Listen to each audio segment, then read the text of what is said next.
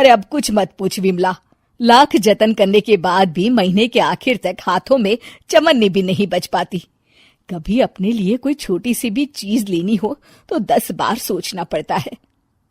तू सही कहती है, आमदनी तो बढ़ती नहीं, लेकिन दूसरी तरफ महंगाई दिन ब दिन बढ़ती ही जा रही है। राशन वाले का बिल, दूध वाले का उधार। अरे तुम औरतें बस इसी तरह जिंदगी भर रोती रहोगी। खुद के पैरों पे खड़े होने की सोचो, तब तुम्हें पैसों के लिए किसी का मुंह नहीं देखना पड़ेगा। अरे तू इतनी बड़ी बड़ी बातें कर रही है, तू ही बता दे हम क्या करें। हम औरतें चाहे तो कोई छोटा मोटा व्यापार कर सकती हैं, जैसे कि साड़ी बेचने का। सुधा की बातें सुन सब औरतें हंस पड़ती हैं। ना भाई ना, मेरे पति को ये सब पसंद नहीं है, वो तो मुझे मार डालेंगे। दूसरी औरतें भी विमला की बात से सहमति जताती है और साड़ी का व्यापार करने से मना कर देती हैं। अगले दिन सुधा अपनी सास से ये बात कहती है। बस अब यही काम रह गया था, सारा दिन यही सब सोचती रहती हो। अरे बढ़िया आई साड़ी बेचने वाली। तभी वहां सुधा का पति विवेक आता है। अपनी माँ की बात काटते हुए कहता है, अरे माँ, सुधा ठीक ही तो कह रही है। अगर ये साड़ियों का व्यापार करना चाहती है तो इसमें क्या गलत है। मुझे तो सुधा की बात पसंद आई। अरे मजाक है क्या व्यापार करना? अच्छे अच्छों की खटिया खड़ी हो जाती है। मैंने दुनिया देखी है। बेटा तुम लोग ज्यादा हवा में मत उड़ो, और फिर साड़ियाँ खरीदने के लिए पैसे कहाँ से लाएगा? तुम उसकी चिंता मत करो माँ, मैं देख लूंगा। अगले दिन विवेक अपने एक दोस्त से कुछ पैसे उधार लेकर साड़ी के कारखाने से बहुत सारी साड़ियां खरीद लाता है। ये लो सुधा, तुम्हारा ऑनलाइन अकाउंट बन गया है। अब लोग घर बैठे तुमसे साड़ियां खरीद सकते हैं।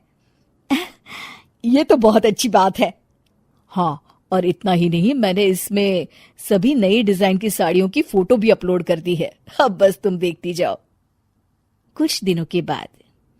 नमस्ते, मुझे सुधा जी से मिलना है। ओहो, तू कौन है और मेरी बहू से तुझे क्या काम है? माँ जी, मैं सुधा जी से साड़ियाँ खरीदने आया हूँ। अरे बड़ा बेवकूफ है तू, इतना बड़ा मीना बाजार छोड़कर यहाँ साड़ी खरीदने आया है। तेरा ऊपर का कोई पेच ढीला है क्या? अरे माँ जी, आप नहीं जानती, आजकल ऑनलाइन का जमाना है, समय और पैसे दोनों की बचत होती है। तभी वहां सुधा आ जाती है। सुधा बिरजू को साड़ियां दिखाती है। क्या बात है सुधा बहन जी, आपके पास तो बहुत ही सुंदर सुंदर साड़ियां हैं। एक काम करिए, ये वाली दे दीजिए और ये वाली भी।